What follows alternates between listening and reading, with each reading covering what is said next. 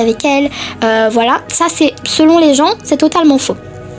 Donc en gros, ce que les gens disent sur TikTok, sur les réseaux, Reddit, etc., c'est que Gypsy a beaucoup plus d'implication dans le meurtre de sa mère qu'elle ne le fait paraître. Donc ils disent aussi qu'elle était présente sur la scène. Elle a nié, elle a dit qu'elle était partie se cacher dans la douche quand le crime s'est passé.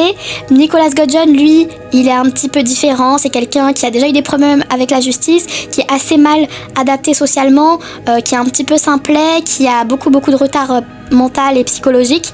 Donc il se mure dans son silence, il veut pas raconter totalement toute la vérité ou l'histoire comme elle s'est passée, et peut-être finalement que Gypsy est plus impliquée qu'elle ne l'a été. Donc on espère qu'il y aura un petit peu plus de rebondissement en 2026 et qu'on aura finalement la vérité. Parce que ce que les gens disent aussi, c'est que Didi Rose Blanchard, donc la mère de Gypsy, était quand même une femme assez faible. Dans les vidéos, ce qui ressort et ce que dit Gypsy, c'est que sa mère en a marre d'elle.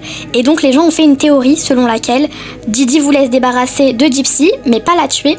Que Didi en fait voulait mettre sa fille ailleurs. Donc elle voulait la placer parce qu'elle était trop difficile à gérer, qu'elle devenait trop compliquée.